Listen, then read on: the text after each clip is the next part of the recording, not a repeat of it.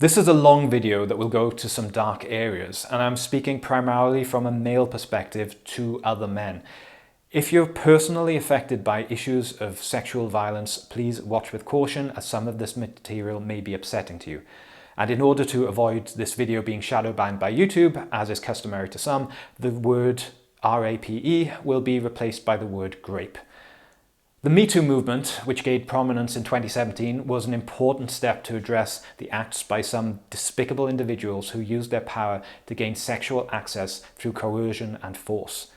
And this movement has made women feel like they had a voice that others will listen to on the topic.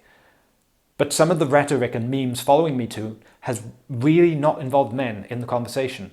For example, the phrase, "teach men not to grape," sounds to the vast majority of men who do not grape, who do not hang out with men who grape, who would most probably follow the historical trend that men have held for centuries of beating the shit out of those who do grape, or killing them. Most men don't desire to harm women, and the vast majority of these violent crimes are done by a very small subset of men.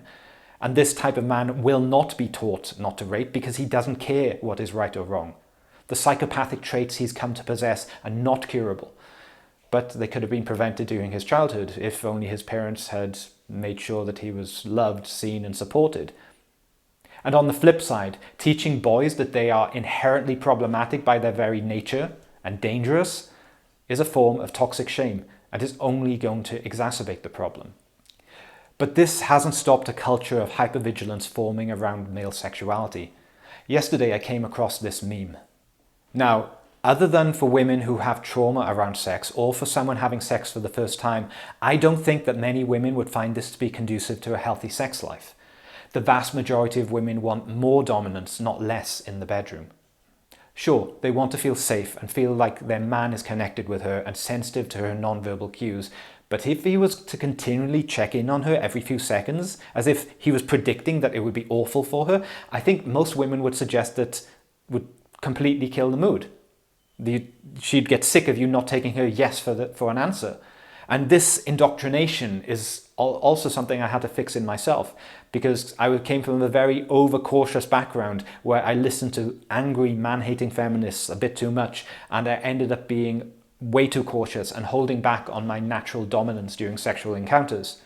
I killed the mood because I listened to the wrong advice from the wrong women, and part of healthy female sexuality is the desire to be taken, to be enjoyed by a man that they truly desire. It should be no surprise that 50 Shades of Grey sold over 150 million copies, and it is not the story of a man who is interrupting his woman every 30 seconds to check that she is okay. Literally, this meme has the guy saying, "Hey, is this okay? Still okay? Are you okay?" If you were to do this, 99% of women would never have sex with you ever again. And does that mean that the 1% who need you to constantly check, who will never speak up for themselves, who will never say stop even if they wanted to stop, does that mean that they shouldn't have sex? Does that mean that men should not have sex with women like this? Yes it does, because part of being able to consent for any interaction, not just sexual, is to be able to speak up for yourself. It's part of being an adult, and one of the most infantilizing things you can do to a woman is treat her as if she's not capable of expressing her needs, and like you have to second guess her at every step because she's too stupid or dishonest or incapable to say what she actually means. Men, I encourage you, don't have sex with women that you don't have that connection of trust and communication with.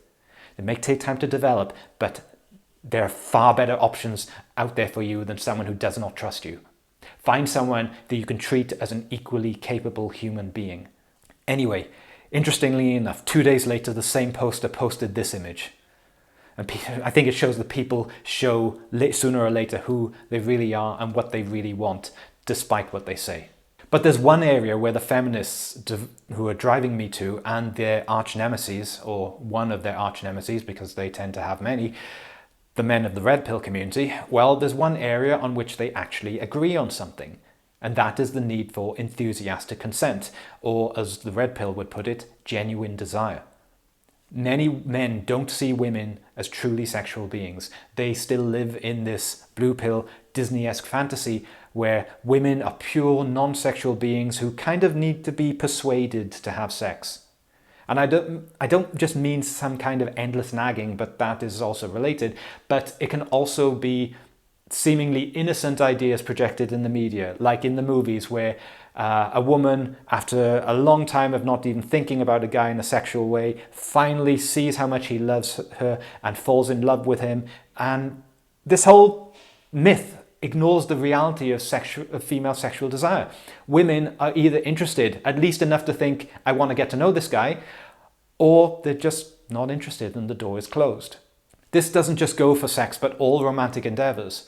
And in the words of Mark Manson, if it's not a hell yes, then it's a no, especially when it comes to sex.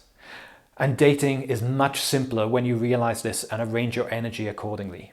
For example, you ask a girl out and she says she'll let you know when she's free. This means she's not interested.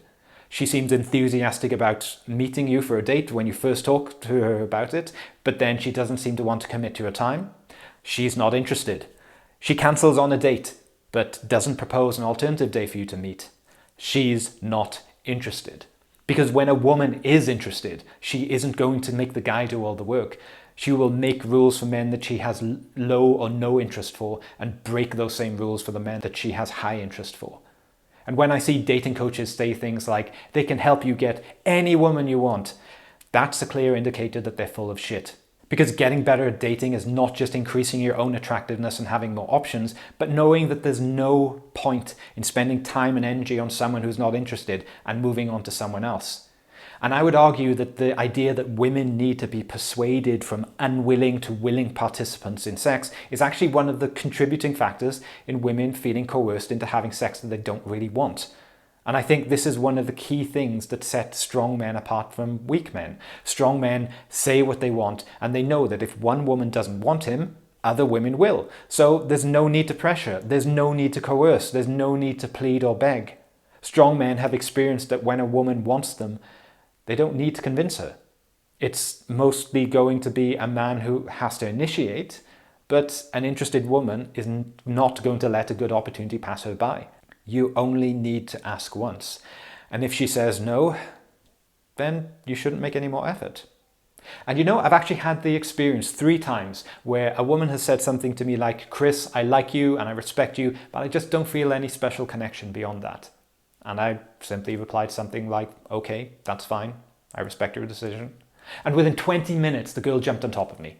I didn't beg, I didn't plead. I just gave her space to feel whatever she wanted to feel and left the ball in her court. But what about in relationships? Isn't it natural for sexual desire to wane in the long term?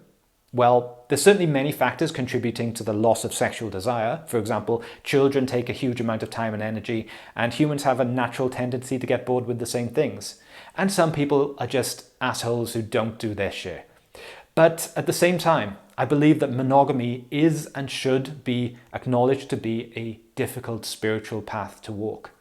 And so while I find virtually everything Dr. Psych Mom says on Facebook to be spot on, this post gave me pause because it suggested that women try to have sex with their man and try to initiate a spark. The problem with this is if that flame isn't already there, it can lead women to try to have sex that they don't really want. This idea reminded me of an old RedPill post by a man who went by the nickname Archwinger, which was recently narrated by YouTuber Torsha.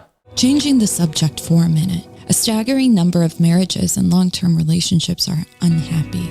We'd all be old and dead if we took the time to count and review all the unsatisfying marriages across the world, where nagging, overweight shrews emasculate their timid, underachieving, out-of-shape husbands on an hourly basis, while grudgingly agreeing to missionary sex every 1 to 6 weeks, just to keep the marriage going and the paychecks coming. You can change a few of the adjectives in that previous sentence here and there, but sadly, the general concept applies to a very, very large number of marriages and relationships. One of my good friends from a town where I used to live is in that kind of marriage. We still talk via text and email, and he told me how recently things came to a head in his marriage. He's been married 7 years now and has been having once a month duty sex the whole time. And true to his blue blood beta roots, he finally came unhinged, gave his wife an ultimatum, and now he thinks he's won. And guess what? Now he's getting more frequent sex. So I'm visiting a couple weekends ago. We're having drinks and he's acting almighty, alluding to sex, smirking, and honestly being an awkward ass about things. Later that night, I'm chatting with his wife while he's out making a beer run. And she says something kind of odd. It's hard being more sexual with insert husband's name. I know what she means, but I decide to see if she knows. So I ask her, what do you mean? What's so hard about sex? What is so hard about sex? People do it all the time. I don't know. I mean, it's not physically hard. It's physically easy, not difficult to do at all. It's not intellectually challenging. It doesn't take all that much time, and it doesn't cost any money. I don't see what's so hard about it. I guess it's just hard to make myself do it. I smile because that's exactly what she meant. She gets it. When she says it's hard to be more sexual with her husband, what she really means is it is very difficult for me to force myself to have sex with my husband. I am viscerally repulsed by the thought of being sexual with him on a level that I don't even fully comprehend. I don't want to.